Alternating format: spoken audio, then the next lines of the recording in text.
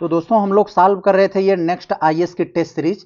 4 test series दोस्तों हम लोग कंप्लीटली नेक्स्ट आईएएस की सॉल्व कर लिए हैं, वो चारों सेक्शनल थी। अब हम दोस्तों इसी नेक्स्ट आईएएस की ये 5वीं टेस्ट सीरीज सॉल्व करने जा रहे हैं। वो चारों अगर आप नहीं देखें तो आप प्लेलिस्ट में जाकर देख लीजिए, बहुत ज़्यादा इंपॉर्टेंट है। वो चारों सेक्शनल है। पहली दोस्तों हिस्ट्री की थी, जियोग्राफी की, पॉलिटी की और सामान्य विज्ञान यानी जनरल साइंस की थी। तो ये चारों आप देख लीजिए। अब हम 5वां जो सॉल्व करने जा रहे हैं ये दोस्तों मिक्स टाइप के यानी सामान्य अध्ययन के सभी विषय से संबंधित फुल टेस्ट सीरीज है। सभी विषयों से संबंधित प्रश्न आपको मिलेंगे। एक से बढ़कर एक प्रश्न एग्जाम ओरिएंटेड बनाया गया है, जो उसी प्रश्न को बनाया गया है जिसकी एग्जाम में आने की संभावना है। तो सभी प्रश्नों को आप देखेंगे तो बहुत सारे कॉन्सेप्ट से, डाटा से, इंफॉर्मेशन से भरे हुए हैं। आप वीडियो को अंत तक देखेंगे तो आपको दूध का दूध, पानी का पानी लग जाएगा। तो चलते हम लोग देखते हैं। पीडीएफ इसका चाहिए तो आप टेलीग्राम का लिंक है वीडियो के डिस्क्रिप्शन में, आप वहां से जाकर ले सकते हैं पीडीएफ। और हाँ, यहाँ पर दोस्तों यूपी स्पेशल के भी आपको जबरदस्त सवाल मिलेंगे। और करंट के हमने छोड़ दिया है क्योंकि एग्जाम आपका अब दिसंबर में होगा, तो करंट का भी करने का कोई मतलब नहीं। हम पूरा का पूरा हमारा फोकस आपके जीएस पर रहेगा, बेहतरीन धारदार तैयारी बनाने के लिए। तो चले हम शुरू करते हैं। देखते हैं पहले वाले प्रश्न को। मिलान से संबंधित बहुत ही अच्छा सा सवाल है। कई फैक्ट आप लोग जानेंगे। यहाँ एक तरफ आपको दे दिया गया है पहली सूची में कुछ प्रमुख पुस्तकें, दूसरी सूची में कुछ लेखकों का नाम है, मिलाकर बताना है कि कौन सा सही है। पहले ही नंबर पर दिया है दोस्तों नाट्यशास्त्र। अभी आप लोग जानते हैं अप्रैल 2025 में नाट्यशास्त्र, जो कि भरत मुनि के द्वारा लिखा गया है, और भगवत गीता को, इन दोनों को दोस्तों यूनेस्को की memory of the world register में 2025 में शामिल किया गया है। इतना तो आप लोग जानते हैं। यहाँ पर दोस्तों ये तो हो गया, ये तो आप लोग जानते हैं, यानी ए वाला तो 4 पे जाएगा, तो इसका मतलब ये नहीं होंगे। अब यहाँ पर दिया है दोस्तों मिच्छकटिकम, शूद्रक ने लिखा है। जो आप क्लियर जानते हैं उसी को मिल आइए। और दोस्तों यहाँ पर जो बृहत संहिता है इसको किसने लिखा था, ये वराह मिहिर। और बात एक ही बचती है देवी चंद्र गुप्तम, तो ये विशाखा दत्त। तो यहाँ पर आपको क्लियर हो गया है बी वाला एक पर, तो ऑप्शन सी आपका यही होगा। हम लोग देखते हैं इस दूसरे वाले प्रश्न को। बहुत अच्छा सा सवाल है, आप देखेंगे कई सारा फैक्ट जानेंगे कि भीमबेटका शैल चित्र, भीमबेटका शैल चित्र के संदर्भ में आपको कुछ स्टेटमेंट दिए गए हैं, पढ़ के बताना है सही क्या है। तो दोस्तों आप जानते होंगे ये भीमबेटका क्या है दोस्तों।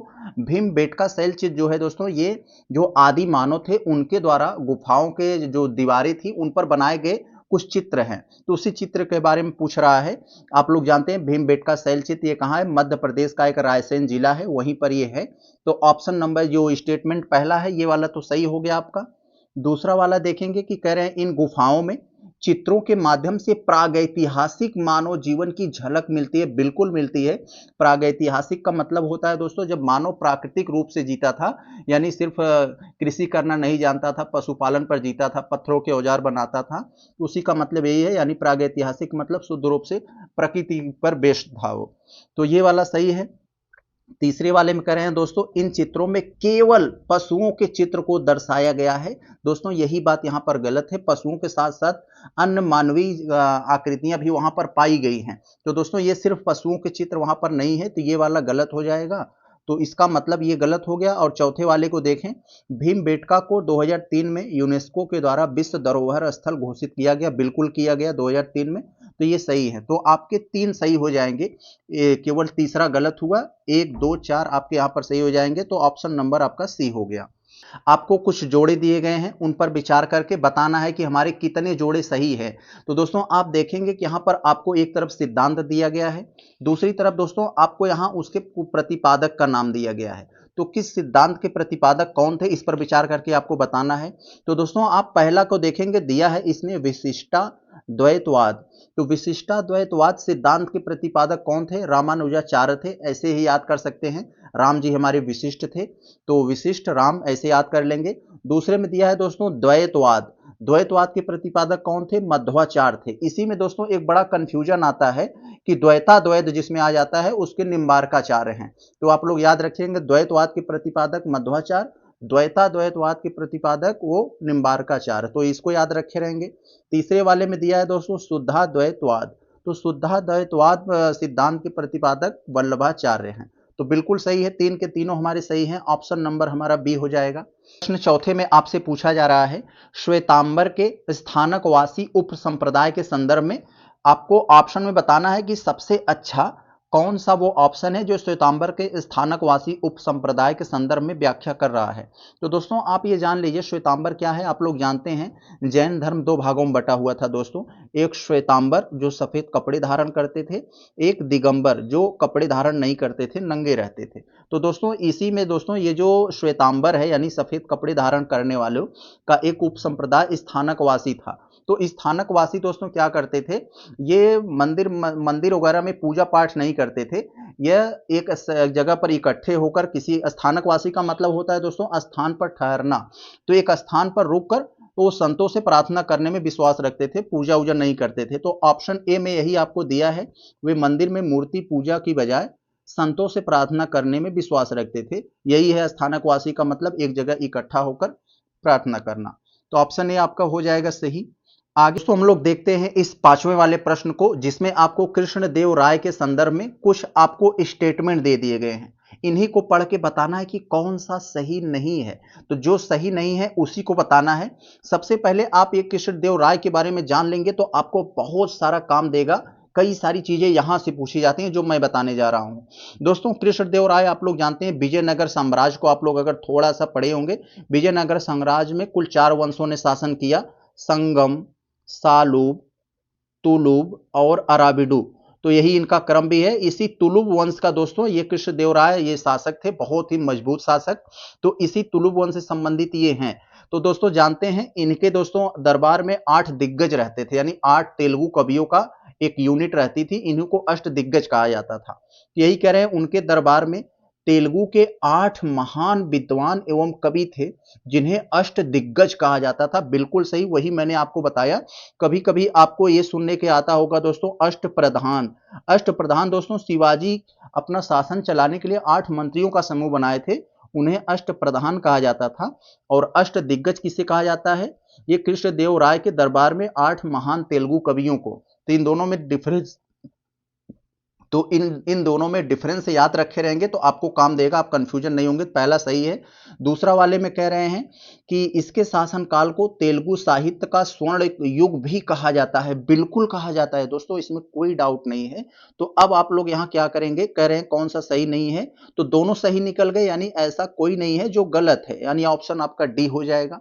तो यहां पर देखिए छठे वाले प्रश्न में आपसे पूछा जा रहा है एक फैक्चुअल प्रश्न, दक्षिण भारत का प्रसिद्ध तक्कोलम का युद्ध निम्नलिखित में से किसके बीच लड़ा गया था। दोस्तों आप लोग को थोड़ा सा अगर मालूम होगा तक्कोलम युद्ध के बारे में, तो 948 एक साल के बीच लगभग ये हुआ था। 948 से 49 के बीच ये तक्कोलम का युद्ध हुआ था।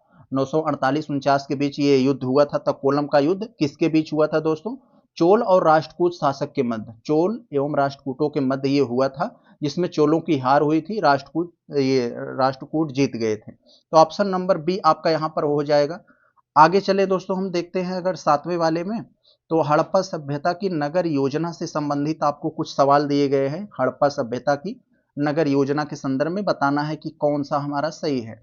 तो पहले वाले स्टेटमेंट को हम देखें तो कह रहे हैं इस सभ्यता में ग्रिड प्रणाली मौजूद थी। बिल्कुल थी, जिसके अंतर्गत सड़कें एक दूसरे को समकोण पर काटती थी, बिल्कुल काटती थी, पूर्व पश्चिम उत्तर दक्षिण तो काटती थी, यानी चौराहा बनता था। तो ये वाला हो जाएगा आपका, ये सही है। दूसरा वाले में कह रहे हैं अन्न भंडारों का निर्माण हड़प्पा सभ्यता के नगरों की प्रमुख विशेषता थी। बिल्कुल सही भाई, बड़े बड़े अन्नाग्रह उसमें मिले थे, अन्न भंडार, तो इसमें तो कोई दम नहीं है। तो सही क्या है, ऑप्शन आपका यहां पर बी हो जाएगा, दोनों के दोनों सही हैं। आगे दोस्तों हम लोग 8वें वाला में देखें तो यहां दोस्तों कह रहे हैं 8वें वाले में चैत्य और बिहार से संबंधित आपको सवाल पूछा जा रहा है। चैत्य और बिहार के बारे में कुछ स्टेटमेंट देकर करें, बताइए सही कौन सा है। चैत्य आप लोग जानते हैं दोस्तों जहां बौद्ध अनुयायी जो है प्रार्थना करते हैं, स्तूप रहता है, और बिहार उनके ठहरने का स्थान होता है। तो यही पहले वाले में कह रहे हैं कि इनका निर्माण केवल राजाओं के द्वारा किया गया था। नहीं भाई, राजाओं के द्वारा, व्यापारियों के द्वारा, बौद्ध भिक्षुओं के द्वारा, कई लोगों द्वारा किया गया था, केवल राजाओं के द्वारा नहीं किया गया था। जहां भी आपको केवल, नहीं, इस तरह का अगर स्टेटमेंट मिले तो आप थोड़ा सा वहां सतर्क हो जाया करें। तो ये वाला स्टेटमेंट तो आपका बिल्कुल सही है। अगर हम दूसरे वाले को देखें तो कह रहे हैं चैत्य पूजा स्थल होता है जबकि बिहार निवास स्थान। तो यही मैंने अभी आपको बताया, जो पहले ही बता दिया था इंट्रो के रूप में। तो ये वाला बिल्कुल सही है हमारा। तो पहला वाला तो गलत हो जाएगा क्योंकि केवल राजाओं के द्वारा नहीं बनाया गया था। तो आपका सही पूछ रहे हैं तो सही क्या हो जाएगा, केवल 2 हो जाएगा। ऑप्शन सी आपका यहाँ पर ये उत्तर हो जाएगा, केवल 2 सही है हमारा। अब हम अगले प्रश्न 9वें वाले को देखते हैं। ये भी मिलान से संबंधित प्रश्न है दोस्तों, सस्टेनेबल डेवलपमेंट दोस्तों, एसडीजी जिसे आप कहते हैं। एक तरफ आपको सतत विकास लक्ष्य, दूसरी तरफ उससे संबंधित विषय दे दिया गया। आप लोग जानते हैं सतत विकास लक्ष्य को यूएन यानी संयुक्त राष्ट्र ने 2015 में घोषित किया था। कुल 17 सतत विकास लक्ष्य उन्होंने मुख्य रूप से बड़ा वाला 17 सतत विकास लक्ष्य बनाया जो 2030 तक प्राप्त करने का लक्ष्य रखा था। तो इतना याद रखे रहेंगे, बनाया गया था 2015 में, 15 वर्षों में यानी 2030 तक इसको प्राप्त करने का टारगेट यूएन ने रखा था, जिसमें कुल 17 एसडीजी यानी 17 सतत विकास लक्ष्य तय किए गए थे। पहला वाला है दोस्तों, इसका याद करने का ट्रिक बनाया था। पहला यही है कि हम गरीबी को खत्म कर दें, यानी शून्य गरीबी, गरीबी उन्मूलन। तो पहला वाला चौथे पे चलाएगा। अब बताओ मेरे भाई, गरीबी खत्म हो जाएगा तो भूखमरी अपने आप खत्म हो जाएगी ना। जो आपके अंदर गरीबी ही नहीं रहेगी तो स्वाभाविक सी बात है आप भूखा भी नहीं मरेंगे। तो दूसरा वाला भूखमरी से हो जाएगा, यानी दूसरा वाला शून्य भूखमरी से। अब जब आप गरीबी से निकल गए, भूखमरी से निकल गए, तो आप क्या करेंगे दोस्तों, तो आपको उसके बाद तीसरे वाले में क्या चाहिए, तीसरा वाला में नहीं दिया है, तीसरे में आपको शिक्षा चाहिए। तीसरा वाला क्या हो जाता, अगर तीसरा रहता तो वो शिक्षा से हो जाता, तो आप शिक्षा की तरफ मुड़ेंगे, शिक्षा हो जाएगा।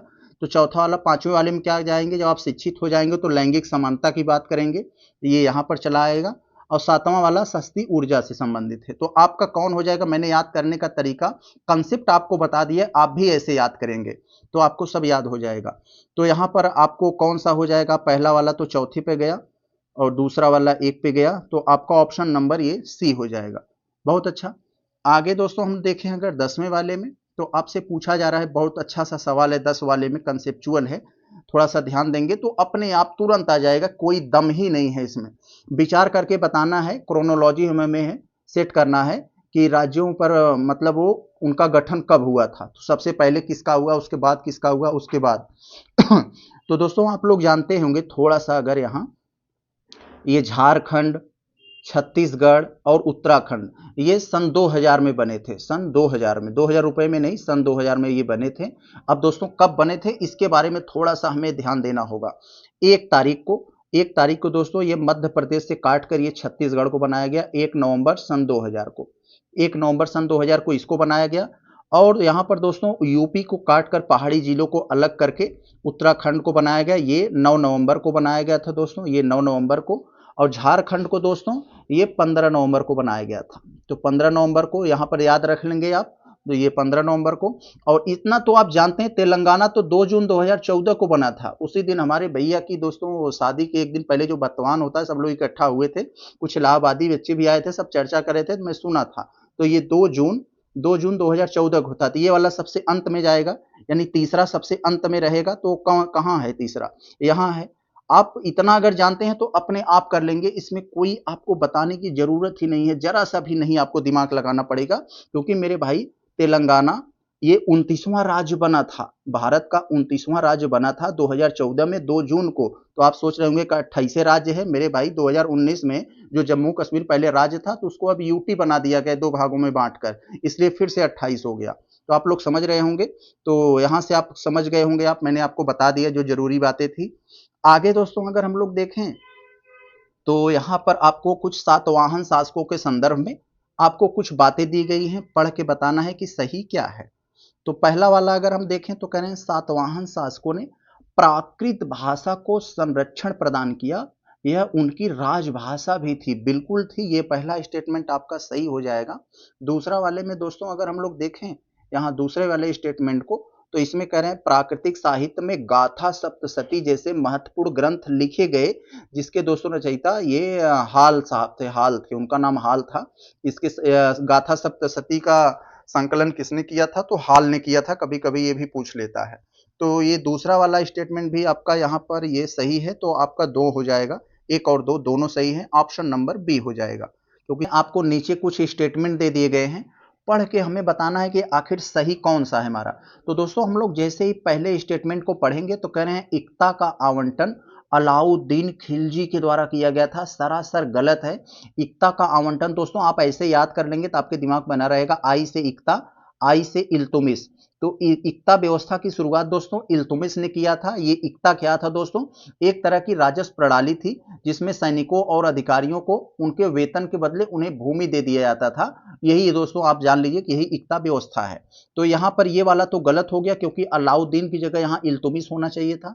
दूसरे वाले में करें घोड़ों को दागने की प्रथा की शुरुआत अलाउद्दीन खिलजी के द्वारा किया गया। बिल्कुल सही दोस्तों, दाग और हुलिया आप लोग खूब पढ़े होंगे, ये अलाउद्दीन लेकर आया था। ये घोड़ों को दागना मतलब घोड़ों को कोई उनके जो ब्रांड वाले घोड़ा थे उनकी जगह पर कोई लोकल घोड़ा लाकर न कर दे और ओरिजिनल वाला लेके चला जाए। तो इसलिए दोस्तों वो घोड़ों को दागते थे, यानी एक तरह का उसमें ब्रांड की लेबलिंग करते थे। यही है, दूसरा वाला आपका सही हो जाएगा। तो यहाँ पर केवल 2 सही होगा, ऑप्शन बी जो है यहाँ है आपका, यही सही हो जाएगा।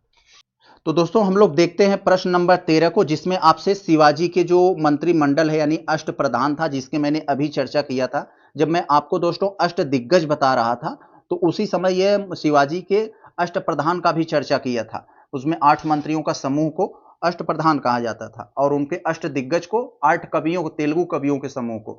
यही है, एक तरफ अष्टप्रधान के पद दे दिए गए हैं, दूसरी तरफ उनके क्या कार्य थे, क्या विभाग थे, ये दिया गया है। तो दोस्तों ये सवाल यहाँ पर ये वाला बहुत ज्यादा पूछा जाता है, सुमंत या दबीर किससे संबंधित है।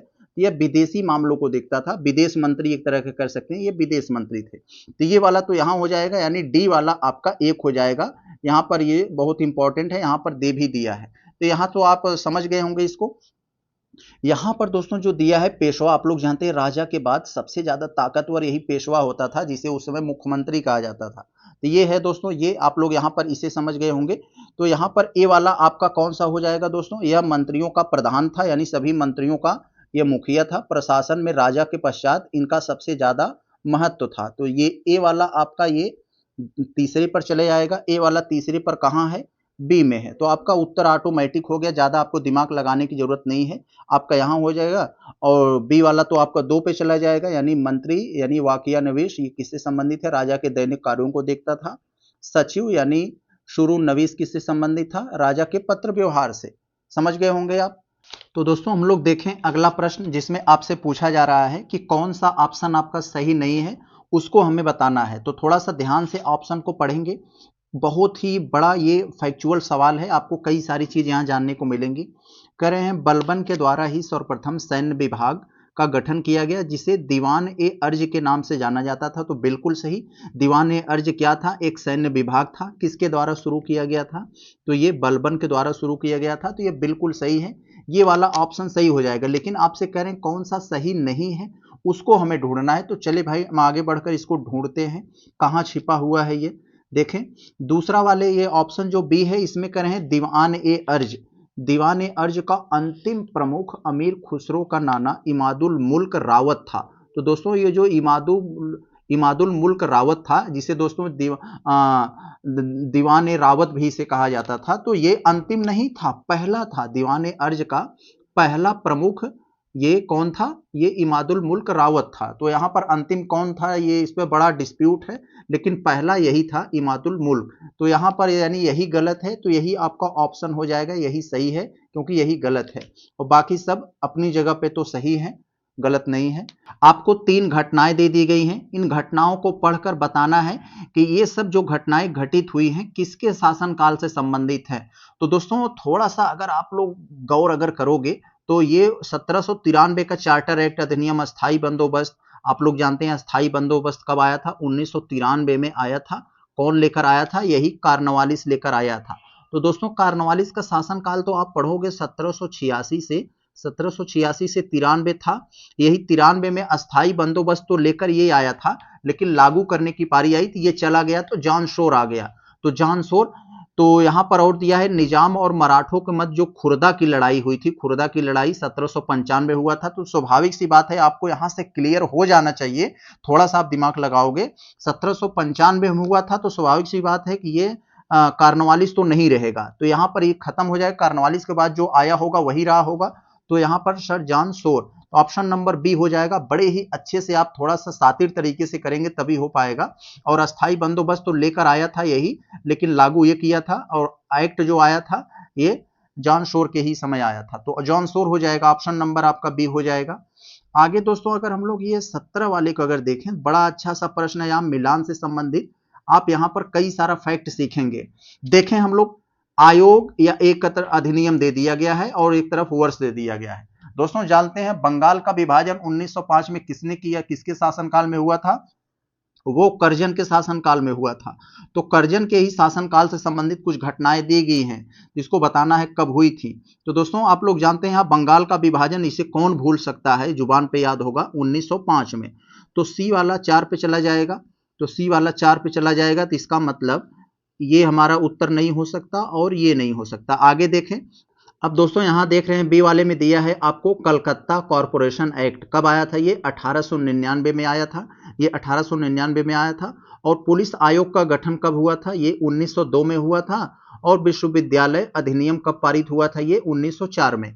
तो इस हिसाब से आपका उत्तर कौन हो जाएगा दोस्तों? आपका उत्तर यही बी वाला हो जाएगा, ऑप्शन नंबर बी। सी वाला हमारा ये 4 के पास आ गया, सही। तो यहाँ आपको सन्यासी विद्रोह से संबंधित सवाल दिया गया है। सन्यासी विद्रोह से संबंधित कुछ आपको स्टेटमेंट दे दिए गए हैं, पढ़ के बताना है कि कौन सा सही है। आप लोग जानते हैं सन्यासी विद्रोह के बारे में। तो बंकिम चंद्र चटर्जी का दोस्तों एक ऐतिहासिक उपन्यास है आनंद मठ। दोस्तों ये सन्यासी विद्रोह पर आधारित है, बहुत ज्यादा पढ़े होंगे। अभी आनंद मठ चर्चा में आया था जब संसद में ये वंदे मातरम पर चर्चा हो रही थी। तो वंदे मातरम ये जो गीत लिखा गया है दोस्तों, इसी आनंद मठ में ही है ये, इसको भी जानते रहेंगे, बिल्कुल सही है ये। और सन्यासी विद्रोह में दोस्तों हिंदू मुस्लिम नेताओं की बराबर की भागीदारी थी, इसलिए हिंदू नेताओं के नाम पर सन्यासी विद्रोह कर दिया जाता है। मुस्लिम इसमें लीडर्स भी शामिल थे, इसलिए इसे फकीर विद्रोह कहा जाता है, क्योंकि दोस्तों हिंदुओं के सन्यासी और मुस्लिमों के फकीर भी इसमें शामिल थे। तो यहाँ कह रहे हैं कि इस आंदोलन में हिंदुओं और मुसलमानों की असमान भागीदारी थी, असमान नहीं मेरे भाई, समान भागीदारी थी। तो थोड़ा सा देख रहे हैं ना, हल्का सा आप चूके तो गए। और तीसरे वाले में कह रहे हैं इसे फकीर विद्रोह के नाम से जाना जाता था, यस। तो यहाँ केवल दूसरा गलत हुआ, जहां जहां दो है आप काट देंगे तो ऑटोमेटिक आपका उत्तर निकल आएगा, ऑप्शन नंबर सी। तो दोस्तों हम लोग अगला प्रश्न देखते हैं, जिसमें आपको महालवाड़ी व्यवस्था से संबंधित कुछ स्टेटमेंट दिए गए हैं, पढ़ के बताना है कि कौन सा सही नहीं है। तो थोड़ा सा ध्यान देंगे, सही नहीं है पूछ रहा है। तो दोस्तों आप लोग जानते हैं पहले अस्थाई बंदोबस्त आई थी, फिर उसके बाद दोस्तों रैयतवाड़ी व्यवस्था आई थी, उसके बाद दोस्तों ये महालवाड़ी व्यवस्था आई। तो ये स्थायी बंदोबस्त में कुल भूमि का लगभग 19% पर, ब्रिटिश भारत के 19% पर था। तो और ये यहाँ पर दोस्तों ये जो रैयतवाड़ी था ये 51% भूमि पर था, और ये जो महालवाड़ी था दोस्तों ये 30% भूमि पर था। ये सवाल बहुत ज्यादा पूछा जाता है, इसलिए मैंने आपको बता दिया। तो ब्रिटिश भारत की ये 15% नहीं थी, ये 15% यहाँ नहीं था, ये ब्रिटिश भारत की लगभग 30% भूमि पर था ये महालवाड़ी व्यवस्था। तो इसको याद रखे रहेंगे, ये वाला आपका गलत हो गया। दूसरे वाले में कह रहे हैं यह व्यवस्था मध्य प्रांत, उत्तर प्रदेश और पंजाब क्षेत्रों में लागू की गई थी। तो ये वाला स्टेटमेंट आपका सही है, तो यही वाला आपका सही हो जाएगा दोस्तों। तो आपका केवल मतलब गलत कौन सा हुआ? केवल ए गलत हुआ, ऑप्शन नंबर ए आपका हो जाएगा दोस्तों। 19 का आपका कौन हो गया? ए हो गया, बहुत अच्छा। हैं अगला प्रश्न बहुत ज्यादा इंपॉर्टेंट है, कांग्रेस के कराची अधिवेशन को लेकर। कांग्रेस के कराची अधिवेशन के संदर्भ में कुछ स्टेटमेंट दिए गए हैं, पढ़ के बताना है कि सही क्या है। पहले आप जान लीजिए इस कराची अधिवेशन के बारे में थोड़ा सा। इसकी अध्यक्षता सरदार पटेल ने किया था। कब हुआ था दोस्तों? 1931 में हुआ था, 30-31 मार्च को। 30-31 मार्च को दोस्तों ये हुआ था। इस जस्ट इसके एक हफ्ते पहले यानी 23 मार्च को भगत सिंह और सुखदेव को फांसी दी गई थी, आप लोग जानते हैं। इसीलिए कहा जाता है कि भाई आपने ये तो कांग्रेस कराची अधिवेशन में आपने उसका मुद्दा नहीं उठाया, इसलिए गांधी जी पर सवाल उठता है कि वो बचाने की कोशिश नहीं किए भगत सिंह को।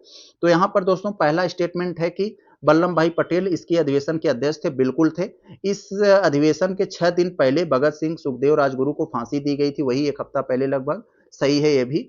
इस अधिवेशन यह अधिवेशन गांधी इरविन समझौता, जिसे दिल्ली समझौता भी कहा जाता है, मतलब इसके लिए आयोजित किया गया था। तो ये बिल्कुल सही है। तो यहाँ पर दोस्तों सब के सब हमारे ऑप्शन आनी, 3 के तीनों ऑप्शन हमारे सही हो जाएंगे, सही तीनों हैं। तो अगले प्रश्न में आपको एचिसन आयोग से संबंधित कुछ स्टेटमेंट दे दिए गए हैं, पढ़ के बताना है कि आखिर सही क्या है। ये एचिसन आयोग से संबंधित आप थोड़ा सा जान लीजिए तो आपको बहुत सारा काम देगा ये। 1886 में एचिसन आयोग का गठन हुआ था दोस्तों। क्यों हुआ था?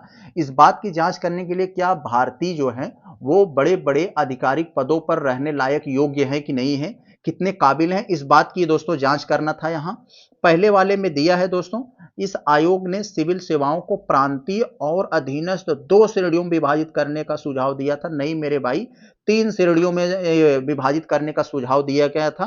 पहला था दोस्तों इंपीरियल, दूसरा था दोस्तों प्रांतीय, और तीसरा इसमें था दोस्तों अधीनस्थ यानी सबऑर्डिनेट। तो इंपीरियल, प्रांतीय और अधीनस्थ, ये 3 श्रेणियों में विभाजित करने का इसमें मतलब सुझाव दिया था आयोग ने। तो यहां पर दोस्तों ये वाला तो गलत हो गया, इसमें केवल 2 दे दिया है। दूसरा वाला देखें, आयोग को सार्वजनिक सेवाओं की प्रत्येक शाखा में भारतीयों को शामिल करने के लिए एक योजना तैयार करने का कार्य सौंपा, बिल्कुल सही। दूसरा वाला आपका सही है, पहला गलत, तो आपका हो जाएगा ऑप्शन सी हो जाएगा। बहुत अच्छा, ऑप्शन सी हो जाएगा आपका 21 वाले का ऑप्शन सी। आगे दोस्तों हम लोग देखते हैं प्रश्न संख्या 22 वाले को, बहुत ज्यादा इंपॉर्टेंट है। लॉर्ड डलहौजी से संबंधित आपको प्रश्न पूछा जा रहा है कि लॉर्ड डलहौजी ने हड़प नीति के द्वारा जो विभिन्न राज्यों का विलय करके अंग्रेजी साम्राज्य में मिलाया, तो उन राज्यों का क्रम क्या है, इस क्रम को आपको बताना है। आपके सामने इन राज्यों का नाम दिया गया है। तो दोस्तों आप लोग जानते हैं लॉर्ड डलहौजी का शासनकाल कब से था, 1848 से 1856 तक था उसका शासनकाल। और जाते जाते दोस्तों आप लोग जानते हैं 56 में उन्होंने अवध का विलय करके गया, कुशासन का आरोप लगाकर। ये 1856 में वो अवध का विलय करके गया। और सबसे पहले विलय किसका किया था, सबसे पहले 1848 में ही आते ही उन्होंने सतारा को निपटाया था, सतारा को। तो आप लोग जानते हैं, इसको याद रखे रहेंगे, इसलिए मैं लिख देता हूं कि इंपॉर्टेंट है। फिर 49 में दोस्तों जैतपुर को, ये 1849 में जैतपुर को उन्होंने विलय किया। 50 में बघाट को किया था। 52 में ये जैतपुर को, तो ये 1852 में उन्होंने जैतपुर को दोस्तों विलय कर दिया था। फिर 53 में झांसी, 54 में नागपुर को, तो 1854 में नागपुर को। तो आप लोग देख लिए सबसे पहले किसका यहां किया होगा, ये जैतपुर, यानी 2 वाला सबसे पहले आएगा, 4 सबसे अंत में। तो यहां पर इन्हीं दोनों में से कोई होगा। फिर जैतपुर के बाद कौन सा आता है दोस्तों, जैतपुर के बाद कौन सा आएगा, ये आपका आ जाएगा, ये उदयपुर, 3 आएगा, यानी 2 के बाद 3 आना चाहिए। ऑप्शन सी आपका हो जाएगा। बहुत अच्छा, ऐसे आप समझेंगे तो आपके दिमाग खुल जाएंगे, आपको हमेशा के लिए याद रहेगा। अब हम दोस्तों 23 वाले को अगर देखें, कथन कारण से रिलेटेड सवाल है, बहुत अच्छा सवाल। तो देखते हैं हम लोग क्या कह रहे हैं। कथन दिए दिए हैं आपको, कारण दे दिए हैं, बताना है सही क्या है। तो 1857 के बारे में हम लोग से पूछा जा रहा है आपसे, 1857 के बारे में। तो यहाँ कह रहे हैं 1857 की क्रांति में भारतीय किसानों और जमींदारों के द्वारा महत्वपूर्ण भूमिका निभाई गई थी, बिल्कुल निभाई गई थी मेरे भाई। भारतीय किसान और जमींदार भी यहाँ पर बड़ी भूमिका में दोस्तों साथ निभाए थे, क्योंकि दोस्तों किसानों का बड़े बड़े जो कानून लाकर, एक तरह का जैसे अस्थाई बंदोबस्त, रैयतवाड़ी, महालवाड़ी, ऐसी व्यवस्थाएं लाकर किसानों को तोड़ दिया गया था, तो किसान भी नाराज थे। तो दोस्तों ये बात तो बिल्कुल सही है। कथन, तो ब्रिटिश सरकार की भू राजस्व नीति ने किसानों को आर्थिक रूप से कमजोर बना दिया था। यस, बिल्कुल, इसीलिए तो ये इसको एक्सप्लेन भी कर रहा है। कारण भी आपका सही है।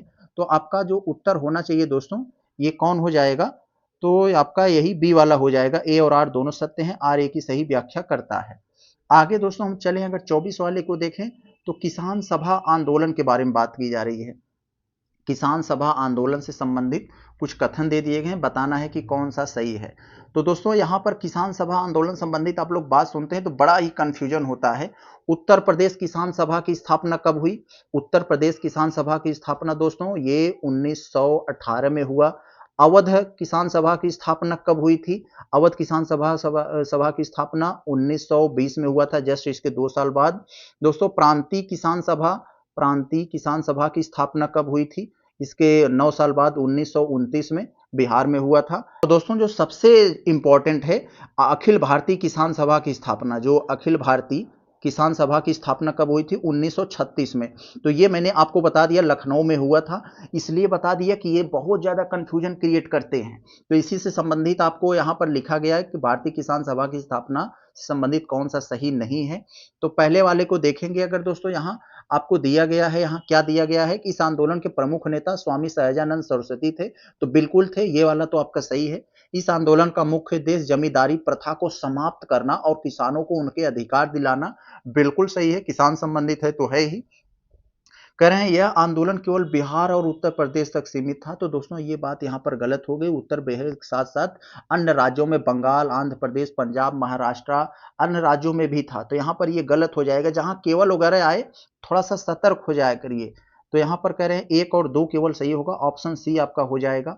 आगे दोस्तों अगर हम लोग देखें ये 25 वाले में, तो यहाँ मिलान से संबंधित प्रश्न दिया गया है। तो चले हम लोग मिलाते हैं, देखते हैं क्या हमारा सही है। तो यहाँ दोस्तों कह रहे हैं एक तरफ आपको गवर्नर जनरल और वायसराय दे दिए गए हैं, दूसरी तरफ उनको कार्यकाल में किए गए कुछ काम दे दिए गए हैं।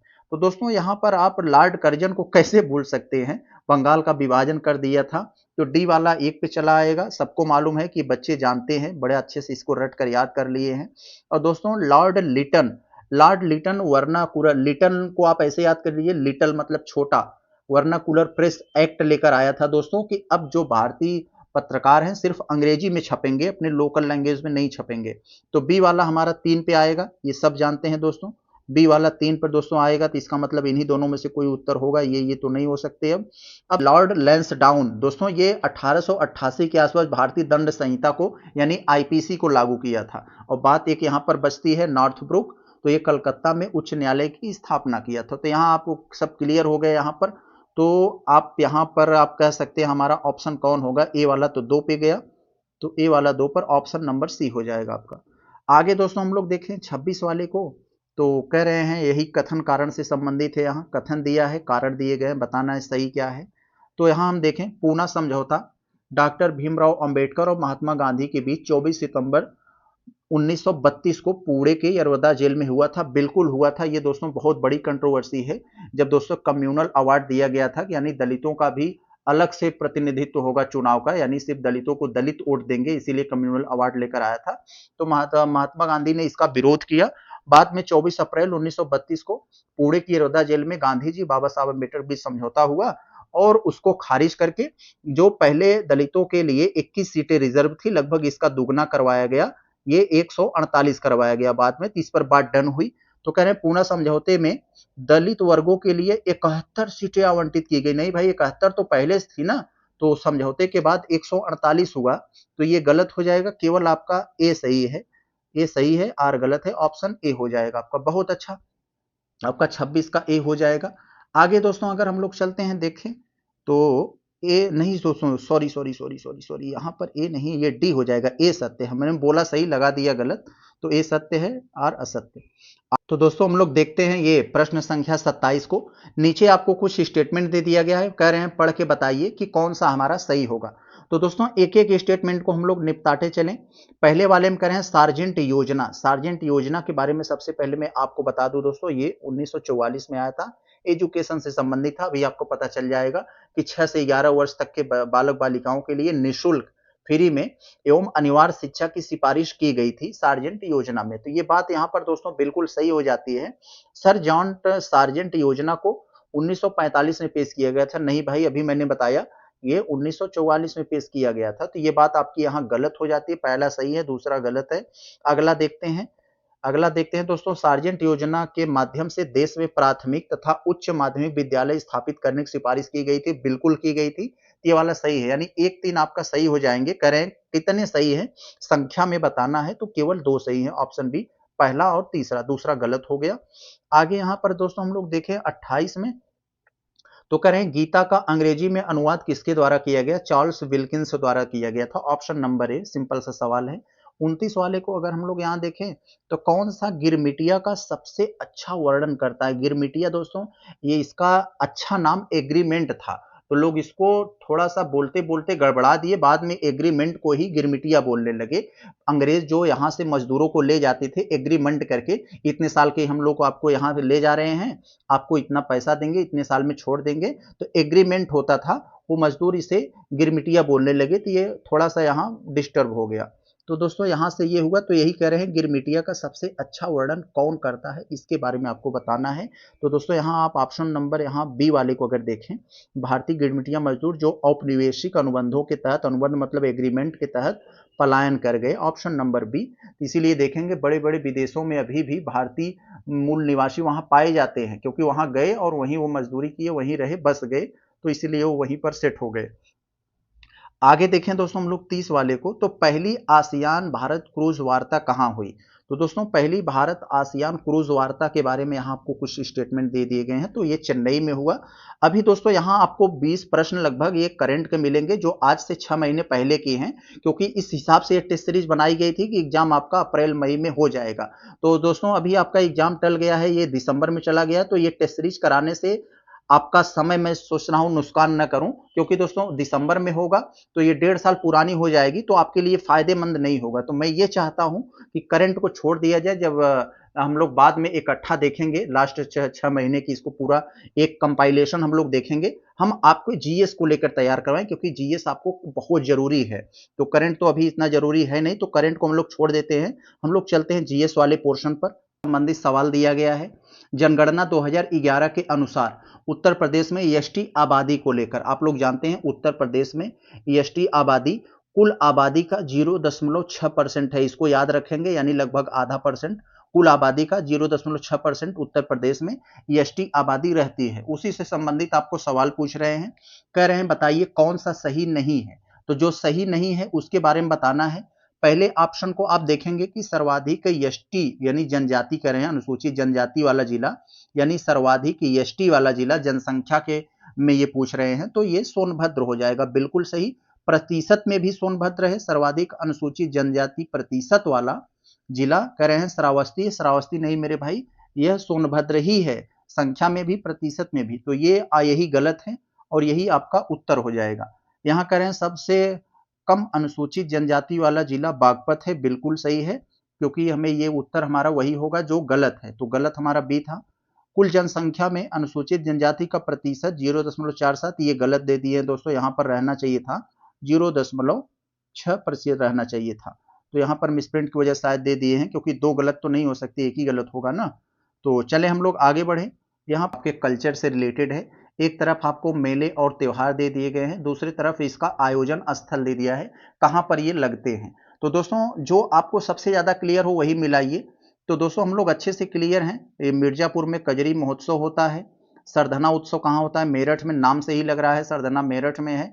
और काम्पिल उत्सव ये फर्रुखाबाद, यस, फर्राटा पंखा चलता है तो कांपने लगता है। तो कालकी महोत्सव ये संभल में, तो आपको मिला दिए हम लोगों ने। ये ए वाला हमारा 4 पे जाएगा, बी वाला कहाँ पर जाएगा, 1 पे जाएगा, तो ऑप्शन नंबर सी आपका हो जाएगा, ऑप्शन यही सी होगा 52 का। आगे दोस्तों हम लोग देखें अगर 53 वाले को, तो उत्तर प्रदेश सरकार ने किस शहर में अटल युवा महाकुंभ का उद्घाटन किया। तो अटल युवा महाकुंभ का उद्घाटन यूपी सरकार ने ये 2024 में अटल बिहारी वाजपेयी की जयंती के अवसर पर लखनऊ में किया था, तो ऑप्शन नंबर ए हो जाएगा। 54 में दोस्तों कह रहे हैं माहीगिरी जनजाति। माहीगिरी जनजाति जो मछली पकड़ने में माहिर है, तो माहीगिरी जनजाति के संदर्भ में कुछ आपको स्टेटमेंट दिए गए, पढ़ के बताना है सही कौन सा सही नहीं है। तो कौन सा सही नहीं है उसे पकड़ना है। कह रहे हैं इस जनजाति के लोग मुख्यतः बिजनौर जिले में निवास करते हैं, यस, बिजनौर जिले, जहां से गंगा नदी उत्तर प्रदेश में प्रवेश करती है, आप लोग जानते होंगे इसके बारे में। तो यही बात यहाँ पर कह रहे हैं दोस्तों, ये बात यहाँ पर सही हो जाएगी, ये वाला तो सही हो गया पहला वाला हमारा स्टेटमेंट। दूसरा हम करें इस जनजाति के लोग मुख्यतः व्यवसाय कृषि करते हैं, नहीं मेरे भाई मछली पकड़ते हैं, मैंने पहले बताया ना, तो ये दूसरा आपका गलत हो जाएगा। 54 में आपका कह रहे हैं कौन सा, ये पहला सही है दूसरा गलत, तो गलत बताना है केवल सी, केवल मतलब ऑप्शन नंबर सी, केवल 2 गलत है आपका। अगला प्रश्न को देखते हैं। उत्तर प्रदेश की आपको कुछ योजनाएं दे दी गई हैं, उन पे विचार करके उनका कालक्रम बताना है कि सबसे पहले कौन हुआ, उसके बाद कौन हुआ, उसके बाद।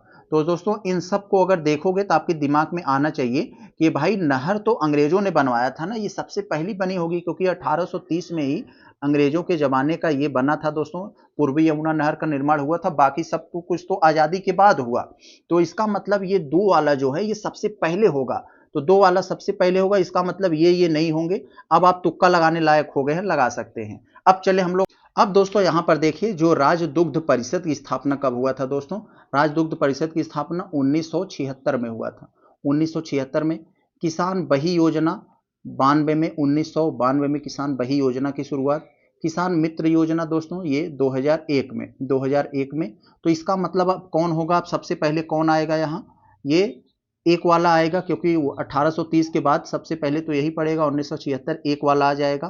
तो ऑप्शन नंबर आपका डी हो जाएगा। बहुत अच्छा। तो हम लोग देखते हैं ये प्रश्न 56 को, बहुत अच्छा सवाल है।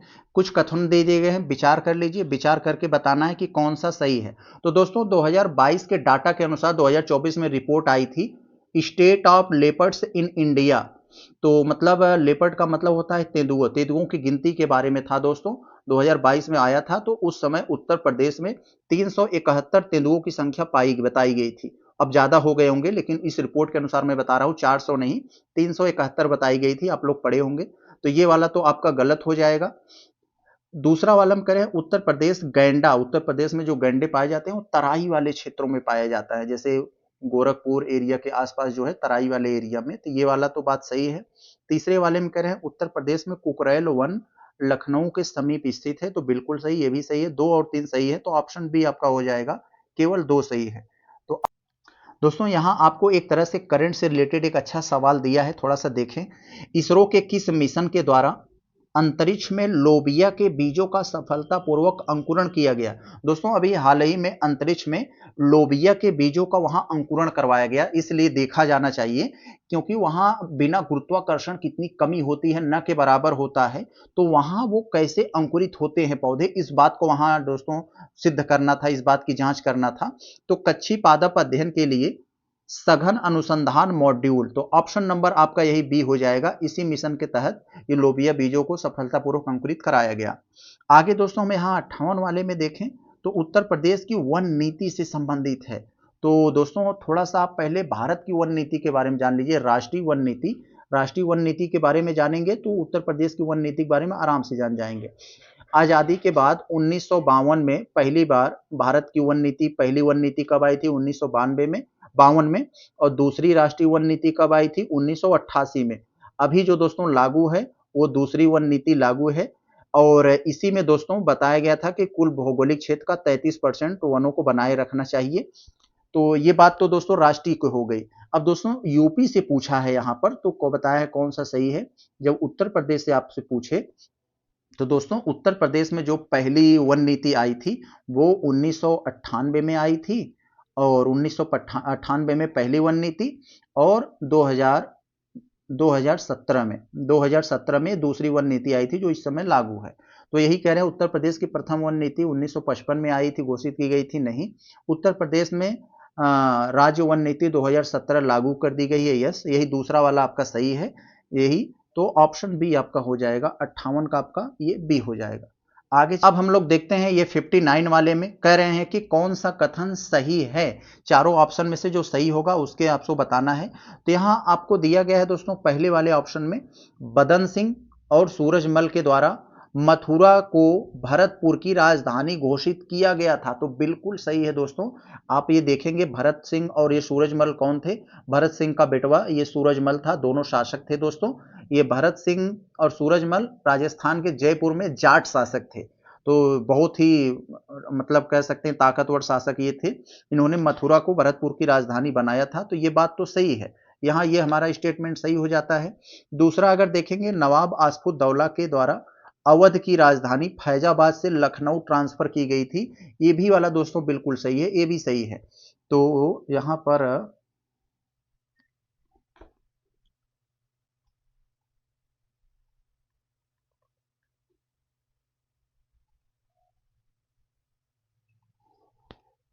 तो ये भी सही है। सी वाले को देखें दोस्तों, सामूगढ़ का युद्ध दारा शिकोह और औरंगजेब मुराद बख्श की संयुक्त सेनाओं के मध्य हुआ था, ये भी सही है दोस्तों, उत्तराधिकार को लेकर हुआ था। इसका मतलब 3 के तीनों हमारे सही है, ऑप्शन नंबर डी हो जाएगा हमारा। आगे चले हम लोग देखें 60 वाले में, निम्नलिखित में से किस स्थल या शहर को सिराज ए हिंद के नाम से जाना जाता था? तो मेरे भाई हमारा गृह जनपद जौनपुर, जिसे सिराज ए हिंद के नाम से जाना जाता है, ऑप्शन नंबर बी।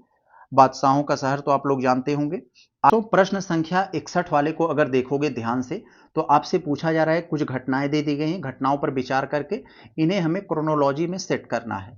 तो दोस्तों थोड़ा सा दिमाग लगाकर देखिएगा, इन सारी अगर घटनाओं को आप देखोगे तो सबसे पहले ये हुई होगी, क्योंकि दोस्तों बाकी और जो हैं वो दिल्ली सल्तनत या उसके बाद की हैं। महमूद गजनबी दोस्तों जो आक्रमण किया था, ये 1023 में किया था, 1023 में किया था। कालिंजर पर आक्रमण किया था दोस्तों। ये वाला तो सबसे पहले आएगा ना, तो ये वाला सबसे पहले की घटना है, यानी अब आप इसे हटा सकते हैं, तुक्का लगाने लायक हो गए हैं। अब आप छांट के निकालिए।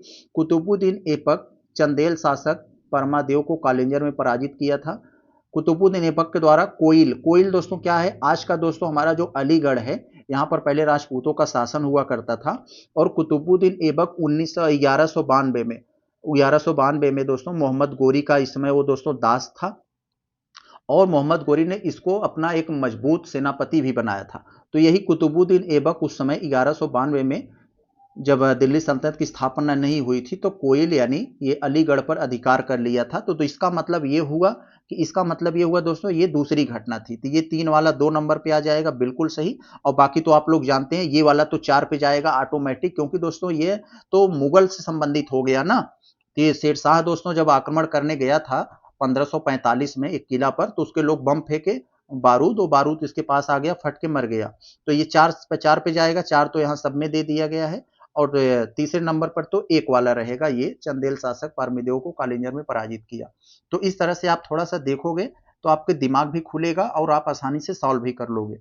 आगे दोस्तों अगर हम 62 वाले को देखें, तो यहाँ आपसे पूछा जा रहा है विचार करिए, विचार करके बताइए कौन सा सही नहीं है। तो जो सही नहीं है उस पर विचार करना है। आगरा में स्थित मोती मस्जिद का निर्माण शाहजहां के द्वारा करवाया गया, ये बात तो बिल्कुल फिट है, एकदम सही है। और दूसरे वाले में कह रहे हैं सुल्तान जलालुद्दीन खिलजी के समय कड़ा का सूबेदार अलाउद्दीन खिलजी था। ये कड़ा कहाँ था दोस्तों, ये उत्तर प्रदेश का जो कौशाम्बी जिला है वहां पर था ये। तो सुल्तान जलालुद्दीन खिलजी के समय ये कड़ा का सूबेदार अलाउद्दीन खिलजी था। तो बिल्कुल सही है दोस्तों, ये दूसरा वाला स्टेटमेंट भी हमारा सही है। तो करें गलत क्या है, गलत कोई नहीं है, ऑप्शन डी हमारा होगा। तो दोस्तों हम लोग देखते हैं अगला प्रश्न, क्रोनोलॉजी से संबंधित प्रश्न दिया गया है।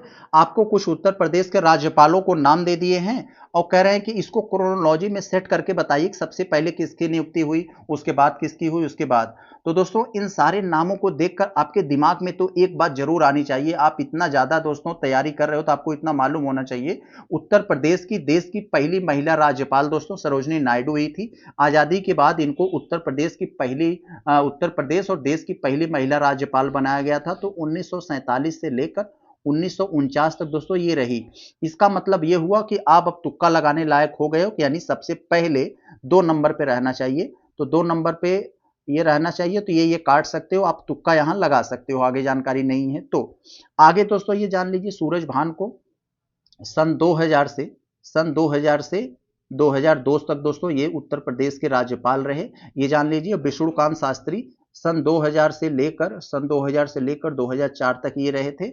और दोस्तों ये राम नाईक दोस्तों जब भारतीय जनता पार्टी जब 2014 में चुनाव जीती, तो 2014 से लेकर 2019 तक दोस्तों ये 2019 तक ये उत्तर प्रदेश के राज्यपाल रहे राम नाईक। तो आप समझ गए होंगे अब।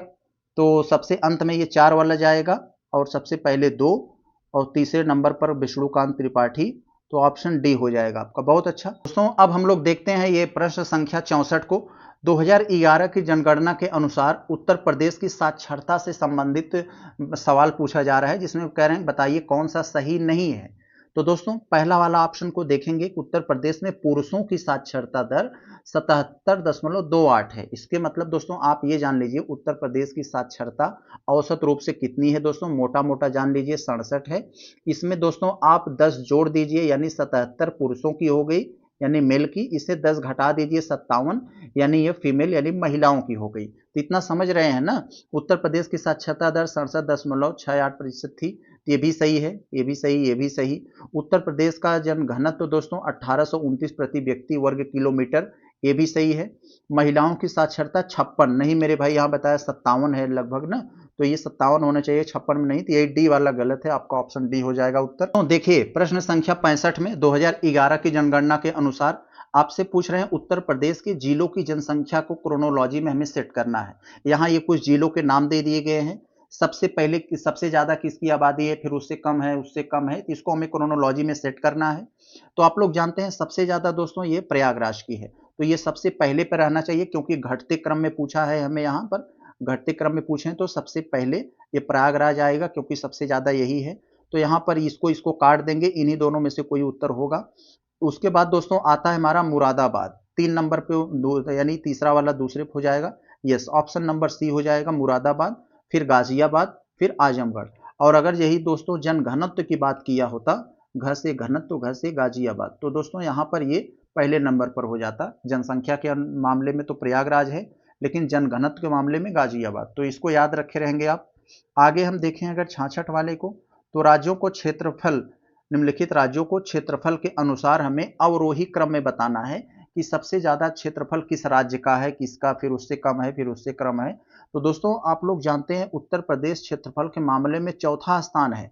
सबसे पहले सबसे बड़ा क्षेत्रफल किसका है? राजस्थान का है, राजस्थान का सबसे बड़ा है, फिर एमपी का है दोस्तों, फिर महाराष्ट्र का है, उसके बाद दोस्तों उत्तर प्रदेश का है। तो उत्तर प्रदेश चौथे मामले में आता है, तो सबसे पहले राजस्थान, तो 2 नंबर पे राजस्थान आएगा, तो आप इन्हीं दोनों में से ढूंढेंगे। तो 2 नंबर पे राजस्थान, फिर महाराष्ट्र, मध्य प्रदेश नहीं दिया है, महाराष्ट्र दे दिया है, तो महाराष्ट्र आप तीसरे नंबर पर रख दीजिए।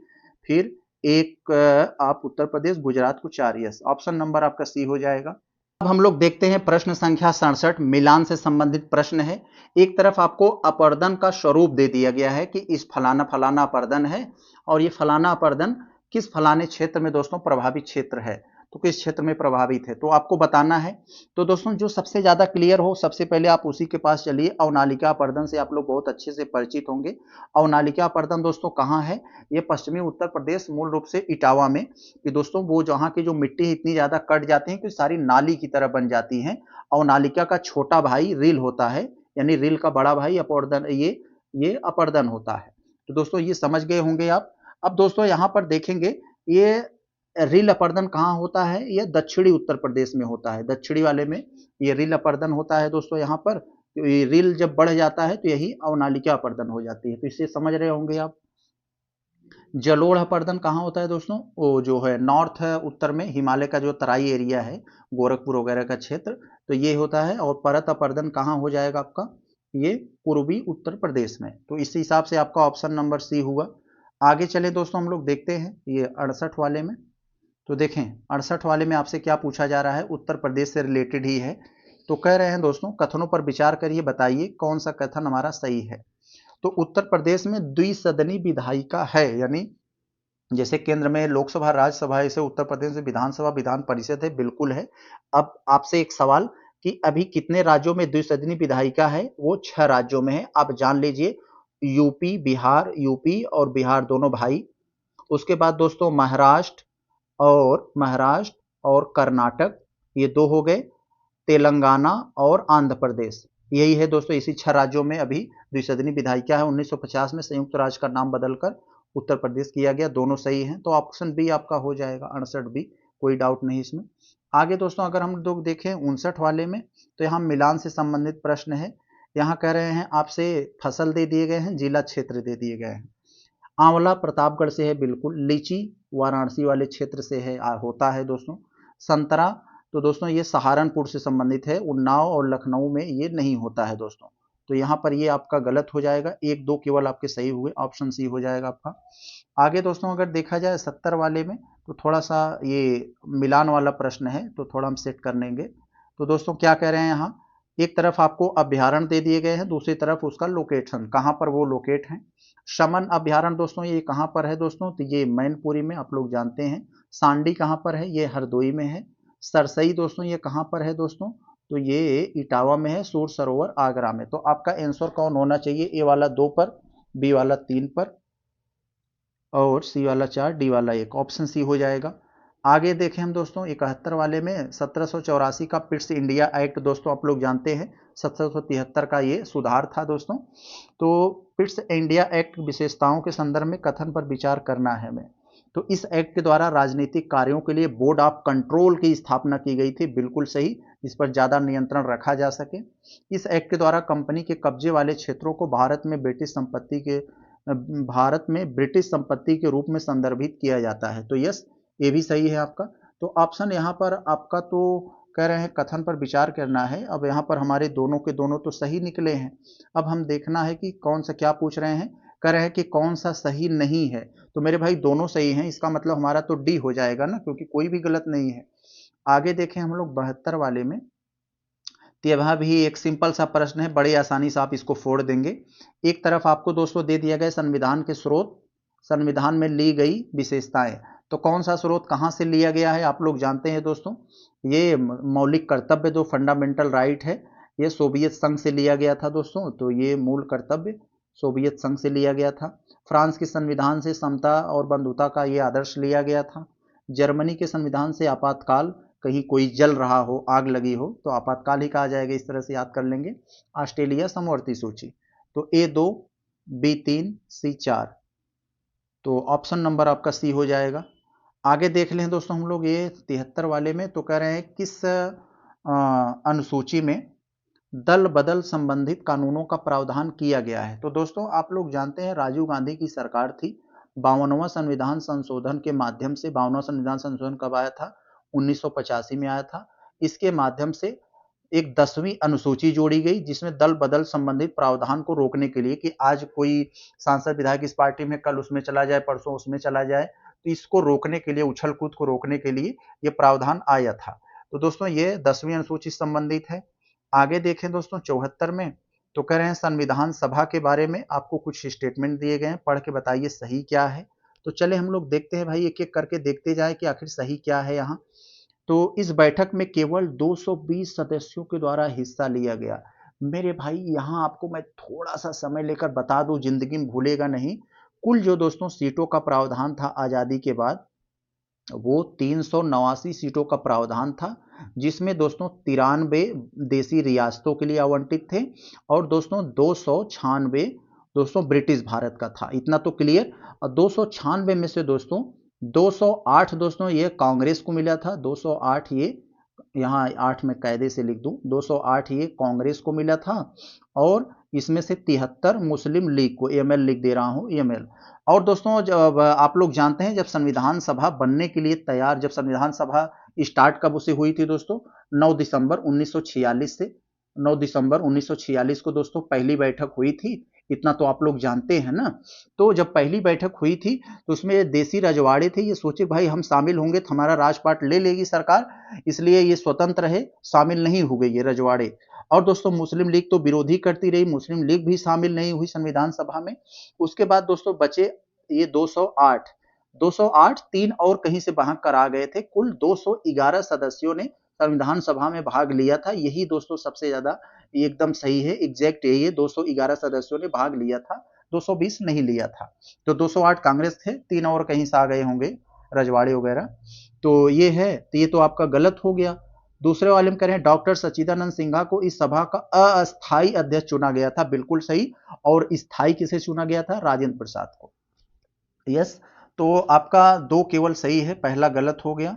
तो क्या पूछ रहे हैं आपसे, आपसे क्या पूछ रहे हैं कि कौन सा सही है, तो केवल दो सही होगा यहाँ आपका। ऑप्शन नंबर आपका यहाँ सी हो जाएगा, आपका 74 का सी। दोस्तों अब हम लोग देखते हैं प्रश्न संख्या 75 को। राष्ट्रपति की वित्तीय शक्तियों के बारे में दोस्तों प्रश्न पूछा जा रहा है। राष्ट्रपति की वित्तीय शक्तियों के बारे में प्रश्न पूछा जा रहा है, कौन सा सही है। तो दोस्तों यह वार्षिक वित्तीय विवरण को संसद में, आप लोग जानते हैं संविधान में हमारे बजट शब्द का उल्लेख नहीं है, बजट को वार्षिक वित्तीय विवरण कहा गया है। तो इसको संसद के समक्ष प्रस्तुत करवाता है, ये भी सही है।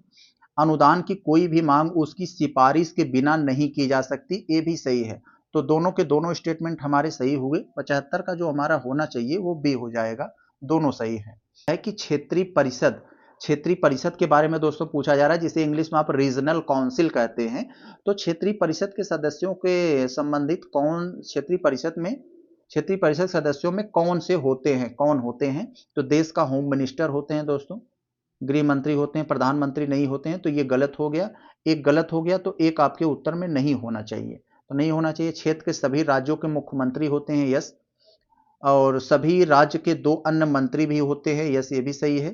क्षेत्र में स्थित प्रत्येक केंद्र शासित प्रदेश के प्रशासक होते हैं, ये भी सही है, यानी आपका ऑप्शन सी हो जाएगा, 76 का सी। अब दोस्तों देखिए प्रश्न संख्या 77 में आपसे पूछा जा रहा है सिंपल सा सवाल, 17 अवसान के संदर्भ में, 17 अवसान से संबंधित आपको कथन दे दिए गए, विचार करके बताइए सही क्या है आपका। तो दोस्तों आप 17 अवसान के बारे में थोड़ा सा जानिए। 17 अवसान का मतलब होता है कि जो सत्र चल रहा है, संसद चल रही है, उसको पूरी तरीके से समाप्त कर देना, अब अगली बार स्टार्ट होगी। लेकिन दोस्तों इसी में आता है स्थगन। स्थगन का मतलब होता है कभी जो सदन चल रही है उसे घंटे 2 घंटे के लिए, एक दिन के लिए, 4-5 घंटे के लिए स्थगित कर दे, रोक दे। तो स्थगन करने का शक्ति लोकसभा अध्यक्ष के पास होता है और सत्रावसान करने की शक्ति राष्ट्रपति के पास होती है। तो यही कह रहे हैं लोकसभा अध्यक्ष सत्रावसान की सूचना जारी करता है, नहीं मेरे भाई राष्ट्रपति जारी करते हैं, याद रख लीजिए। और दूसरा हम कह रहे हैं स्थगन के विपरीत सत्रावसान सदन के सत्र को समाप्त करता है, ये बात सही है। तो दूसरा केवल सही होगा आपका, ऑप्शन नंबर यहाँ आपका सी हो जाएगा, 77 का सी। आगे हम लोग 78 को अलग देखें दोस्तों, यहाँ परमादेश रिट के बारे में दिया है। आप लोग जानते हैं दोस्तों रिट क्या है दोस्तों। रिट कौन जारी करता है, कोर्ट जारी करते हैं। अनुच्छेद 32 के तहत, अनुच्छेद 32 के तहत दोस्तों सुप्रीम कोर्ट रिट जारी करती है। अनुच्छेद 226 के तहत ये हाई कोर्ट रिट जारी करती है। इतना तो आप जानते हैं ना। और ये रिट जारी जो होता है वो तो 5 प्रकार का होता है। बंदी प्रत्यक्षीकरण, परमादेश, प्रतिषेध, उत्प्रेषण, अधिकार परीक्षा, इतना जानते हैं ना। तो यही है परमादेश के बारे में है। परमादेश निजी व्यक्ति के लिए नहीं होता है और न तो भारत के राष्ट्रपति के लिए होता है। ये दोस्तों होता है सार्वजनिक इकाई, सरकारी अधिकारी और अधीनस्थ जो अंडर कोर्ट होते हैं, अधीनस्थ न्यायालय, उसके बारे में होता है। तो 1 और 3 आपका यही हो जाएगा। किसके खिलाफ नहीं जारी किया जा सकता, सॉरी किसके खिलाफ नहीं जारी किया सकता, ये निजी व्यक्ति के लिए नहीं होता है, न तो राष्ट्रपति के लिए होता है। 2 और 3, 2 और 4 हो जाएगा, ऑप्शन नंबर आपका बी हो जाएगा। ये 78 का आपका कौन हुआ, बी हुआ। आगे देखें हम लोग 79 में पिथ एंड सब्सटेंस के बारे में दोस्तों दिया है। ये पिथ एंड सब्सटेंस का सिद्धांत क्या होता है। तो दोस्तों पिथ एंड सब्सटेंस का सिद्धांत, इसे सार और तत्व का सिद्धांत हिंदी में कहा जाता है। ये क्या होता है कि जैसे गांव में झगड़ा होता है ना, कोई किसी का डांड छाट लेता है तो झगड़ा हो जाता है, इसी तरह से है। जैसे केंद्र राज्य की सूची से कोई ऐसा कानून बनाया को राज्य की सूची से रिलेटेड हो गया, राज्य ने कोई ऐसा कानून बनाया वो केंद्र की सूची से मतलब मेल खा गया, उसको डिस्टर्ब करने लगा। तो इन दोनों की जो कंट्रोवर्सी होती है, तो इसी सार और तत्व के सिद्धांत के मामले से तहत इसे सुलझाया जाता है। केंद्र और राज्य के बीच शक्तियों का वितरण के मामले में है। आगे दोस्तों हम लोग 80 वाले को अगर देखें तो इसमें दोस्तों मिलान से संबंधित प्रश्न है। देखें तो यहाँ आपको कहा जा रहा है, आपसे सवाल पूछा जा रहा है, इसमें सदस्य दिया गया है और धारण विभाग दिया गया है। कौन सा सदस्य, अंतरिम सरकार जब बनी थी तो स्वतंत्र भारत के पहले,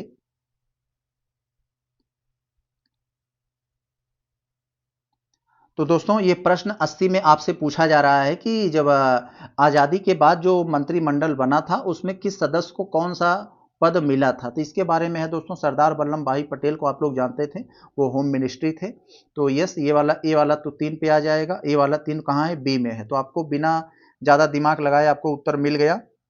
मौलाना अबुल कलाम आजाद बहुत ज्यादा शिक्षित थे, इसलिए शिक्षा मंत्रालय मिला था।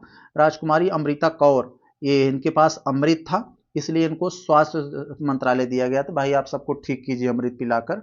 श्यामा प्रसाद मुखर्जी, उद्योग और आपूर्ति। आगे देख ले हम लोग दोस्तों, ये 81 में संविधान की प्रस्तावना से संबंधित दोस्तों सवाल दिया गया है। हमारे दीर्घकालिक सपनों का विचार है, यह किसने कहा था। तो दोस्तों यह अय्यर, कृष्ण स्वामी अय्यर ने कहा था, ऑप्शन नंबर बी।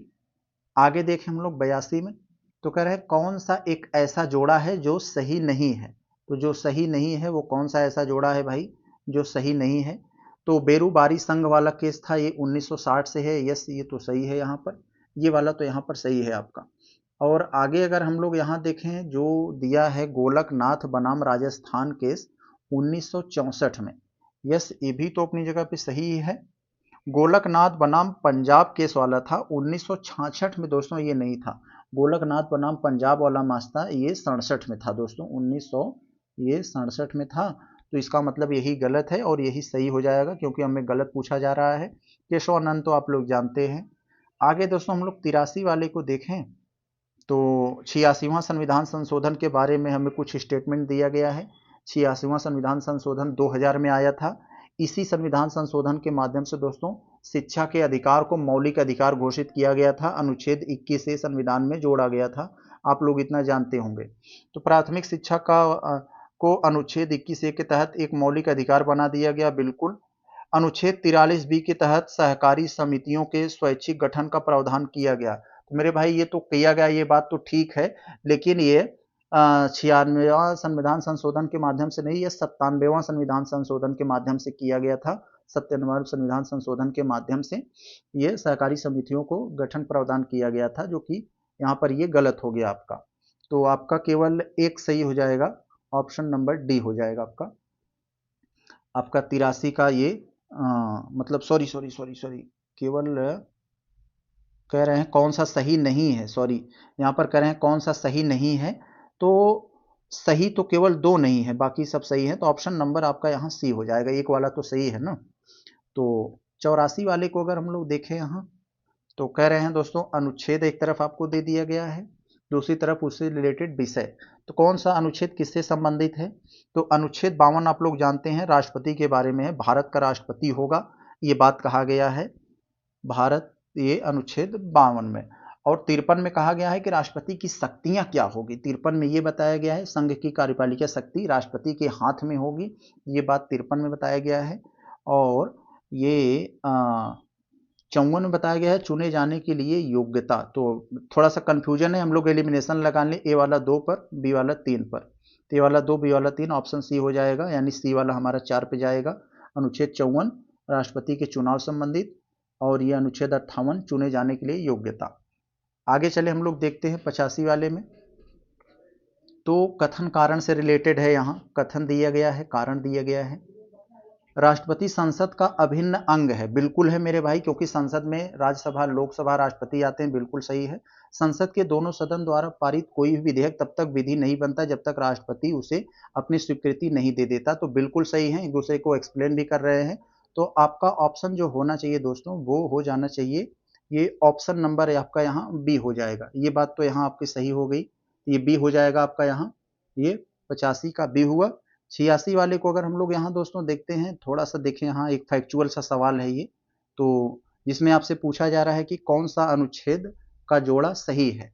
तो कौन सा सही है मेरे भाई, तो देखें अनुच्छेद 45, जो आप लोग जानते हैं जो दोस्तों वो आंगनवाड़ी वगैरह मामला है, यानी 0 से 6 महीने से 6 वर्ष के बच्चों को ये शिक्षा वाली बात की जा रही है, 6 वर्ष से कम जो बच्चे हैं उनकी शिक्षा की बात कहा गया है दोस्तों इसमें। अनुच्छेद 49 में दोस्तों कह रहे हैं न्यायपालिका, यही तो सही है, क्योंकि सही पूछा है ना, तो यही सही है, हमारी आंखों के सामने दिख गया, क्योंकि हम 100% क्लियर है। इसका मतलब ये तीनों गलत हैं। क्यों गलत हैं? न्यायपालिका से कार्यपालिका की अलगाव की बात अनुच्छेद 50 में किया गया है मेरे भाई, 49 में नहीं। और अनुच्छेद इसका यहाँ 50 दे दिया, इसका मतलब ये गड़बड़ दे दिए हैं, तो आप लोग समझ गए होंगे ये बात यहाँ पर। और पोषाहार बढ़ाने के लिए दोस्तों अनुच्छेद 48 में शराब वगैरह बंदी की बात किया गया है, यहाँ अनुच्छेद 48 में इसकी बात किया गया है, समझ गए होंगे आप। 87 में दोस्तों राष्ट्रीय उपभोक्ता विवाद से संबंधित कुछ प्रश्न दिए गए हैं। राष्ट्रीय उपभोक्ता विवाद निवारण के संदर्भ में विचार करना है और सही क्या है। इसकी स्थापना उपभोक्ता संरक्षण अधिनियम 1986 के अंतर्गत किया गया था। तो ये बात यहाँ पर दोस्तों ये तो सही है, पहला वाला तो एकदम सही है आपका। इसमें कह रहे हैं इसका जो हेडक्वार्टर है मुंबई में नहीं दोस्तों, ये दिल्ली में है, तो यहाँ पर ये गलत हो जाएगा। तो केवल ए आपका सही कह रहे हैं, सही क्या है, तो सही केवल एक होगा। आगे हम लोग अगर 88 वाले को देखें, जिसमें कह रहे हैं 42वां संविधान संशोधन अधिनियम के द्वारा प्रस्तावना में किन शब्द का जोड़ा गया था, तो दोस्तों 3 शब्द को जोड़ा गया था, सपा को जोड़ा गया था। सपा मतलब यहाँ क्या है, समाजवादी, पंथ निरपेक्ष और अखंडता। तो ऑप्शन नंबर बी हो जाएगा यहाँ पर।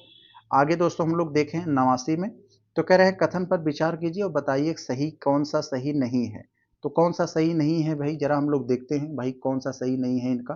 तो कह रहे हैं 1960 में पहली बार विपक्ष के नेता को मान्यता मिली। नहीं मेरे भाई, विपक्ष को नेता की आप लोग देखे होंगे थोड़ा सा, 2014 में, 2019 में भारत में विपक्ष का नेता कोई था ही नहीं, क्योंकि विपक्ष के नेता बनने की योग्यता होती है जो सबसे बड़ी पार्टी है उसके पास कुल सीटों का कम से कम 10% हो, क्योंकि 545 सीटें हैं जो इस समय, तो 545 का 10% लेंगे 54, यानी विपक्ष के नेता बनने के लिए सबसे जो बड़ी पार्टी है उसके पास कम से कम 54 यानी 55 सीट होनी चाहिए। तो कांग्रेस की उतनी सबसे बड़ी पार्टी थी, इसी के पास उतना आ ही नहीं पाता था, इसलिए नहीं बन पाती थी।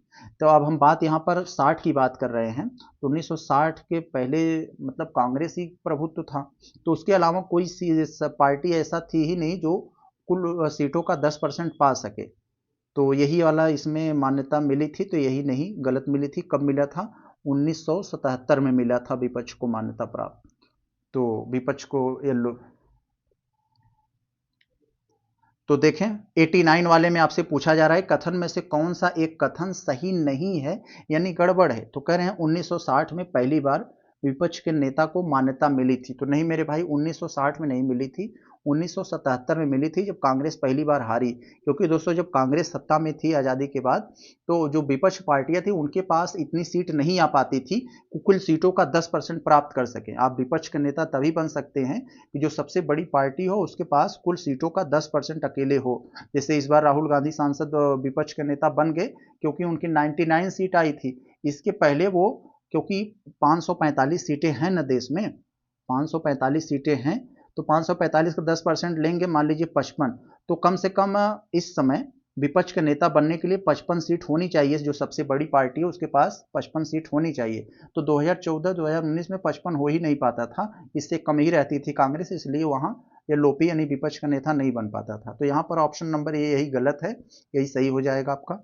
आगे हम देखें अगर 98 वाले में, तो कह रहे हैं Bharat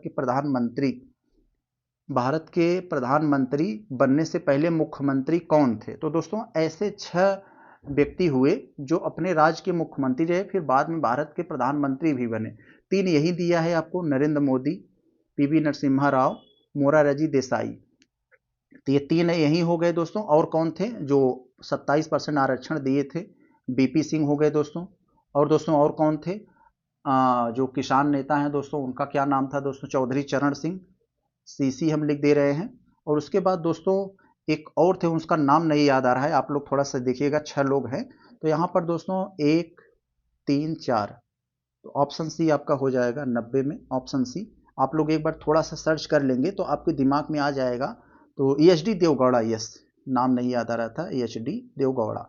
H D Deve Gowda, Chaudhary Charan Singh, BP Singh, PV Narasimha, 3 तो यहाँ पर दिए गए हैं, तो 3 मैं बता दिया। तो 6 यही लोग हैं जो प्रधानमंत्री बनने से पहले मुख्यमंत्री थे। तो ये थी हमारी ये 5वीं टेस्ट सीरीज। हम इसको यहीं पर रोकते हैं, इसको खत्म करते हैं पार्ट ए के रूप में। अब इसके बाद दोस्तों अगला हम लोग इसको पार्ट बी के रूप में लेकर आएंगे। इसके बाद के जितने प्रश्न हैं उसको हम देखेंगे।